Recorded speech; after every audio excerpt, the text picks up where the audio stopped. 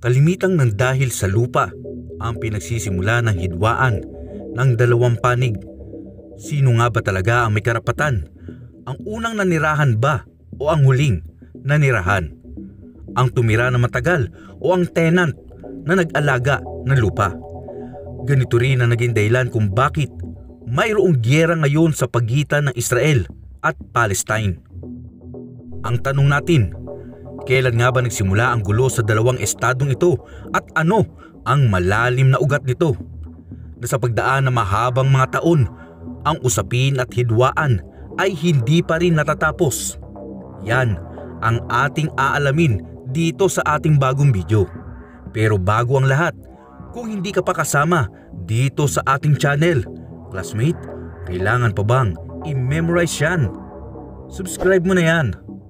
It's me, Tito Chow, makinig at mamangha.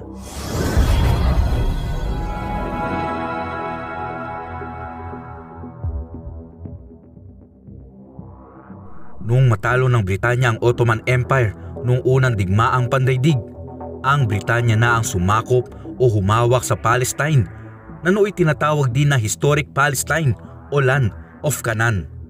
Mula noon ang mga Palestinian na ang tumira dito at nagpayaman sa mga lupain. Noong sumapit naman ang World War II, naranasan ng mga Hudyo ang pagmamalupit ng mga Nazi. Hindi lang kasi pagmamaltrato ang ginawa noon sa kanila, kundi halos ituring sila noon ng mga ito na pinakamababang uri ng tao. Kaya nararapat lang daw na ubusin ang kagaya nilang mga Hudyo dito sa mundo. Kaya nga naganap ang tinatawag nating Holocaust, kung saan milyong-milyong katao noon ang namatay dahil dito.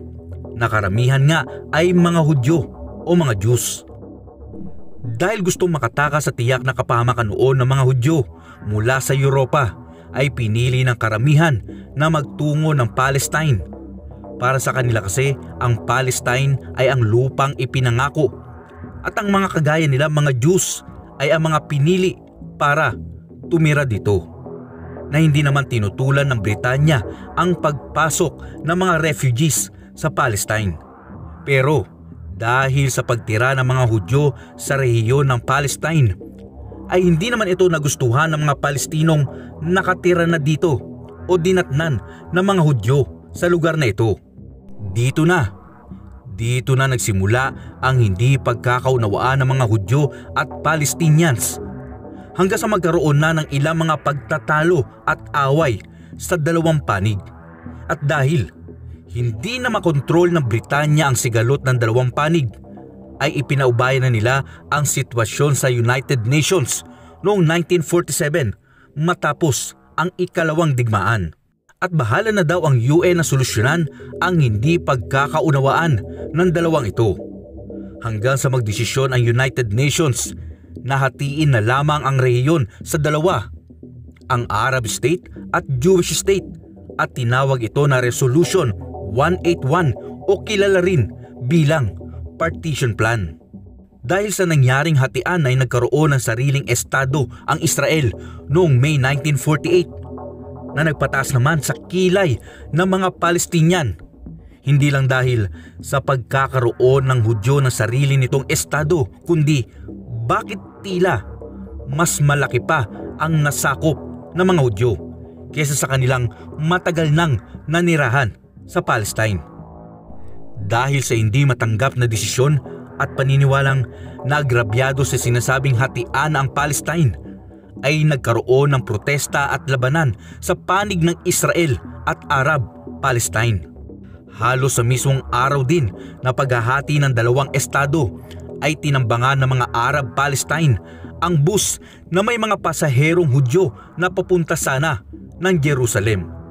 Sa pagsisimula ng sigalot sa Palestine ay kinampihan ng Egypt, Syria, Lebanon at ilang Arab countries ang mga Palestino at tinawag itong Arab-Israeli War. Pero kahit ganito ang nangyari, ay naipanalo pa din ng Israel ang labanan noong March 1949. Siyempre, dahil nanalo sa nasabing digmaan ang mga Israeli o mga Hudyo, ay lumaki lalo ang mga lupang nasasakupan ng mga ito at naangkin ang lupang pagmamay-ari ng mga Palestino. Lalo tuloy nang galaiti sa galit ang mga Palestine sa mga nangyayari, lalo na't maraming mga Palestino noon ang nawalan ng bahay at kabuhayan dahil sa pananakop daw ng mga Israel. At tinatayang mayroong 700,000 na mga Palestino noon ang napi, pinalaya sa sarili nitong mga lupa at namatay. Pero sabi naman ng Israel, hindi naman daw sila ang nagsimula ng kaguluhan at nararapat lamang daw na sakupin nila ang lugar na ito dahil natalo nga nila sa digmaan ang mga kalaban. Dahil kung sakali man na ang mga Palestinian ang nanalo ay siguradong aangkin din daw sila ng lupaing sasakupin nila. Samantala, sa paglipas pa ng mga taon ay maraming mga digmaan pa ang kinasangkutan ng dalawang estado. Dahil dito, mas pinalakas pa ng Israel ang kanilang hukbo at mga puwersa. Dahil para daw sa kanila, ayaw na nilang maulit pang muli na sila ay apakan, patayin na walang kalaban-laban dahil lamang sa kanilang paniniwala at estado ng kanilang nakaraan. Gayunpaman, taong 1987 itinatag ang grupong Hamas. Ang militanteng grupong ito ay binuo para ipagtanggol ang karapatan ng mga Palestinian. Pero sa ibang mga bansa tulad ng US, UK, Japan, Canada at iba pa, ang Hamas daw ay isang grupo ng mga terorista. Para sa iba, mali daw ang ginagawang ito ng Israel sa pagpapalawak ng kanilang mga teritoryo. Hindi daw porke naapi sila noong Holocaust ay tila isang paghihiganti na ang ginagawa nila sa iba. Para sa paniniwala naman ng Israeli, ito ay isang agawan lamang sa lupa o teritoryo. Pero sa panig ng Palestinian, ito ay isang ethnic cleansing na pagpapalayas ng Israel sa mga Palestinian para suluhin ng mga Hudyo ang buong rehiyon. Hanggang noong April ng taong kasalukuyan, habang nagkakaroon ng Holy Month ng Ramadan sa Al-Aqsa Mosque, ay umatake ang mga Israeli at muling nagpasimula ng tensyon ng dalawang panig at marami ang nasugatan sa nangyari. At noong Oktubre 7 lamang ay nagpakawala ng libu-libong rockets ang Hamas bilang pagganti nila sa Israel. Kung kayo ang tatanungin ko, sino nga ba sa palagay ninyo ang dapat na magmay-ari ng sinasabing lupain? Ang Palestinian nga ba o mga Israeli? At ano nga ba ang mga kwento ng Israel at Palestine ang hindi natin nabanggit sa ating bagong video? Baka po kasi meron kayong pwedeng idagdag dito sa ating kwento. Ikomento nyo lamang po sa ating comment section. Maraming salamat po.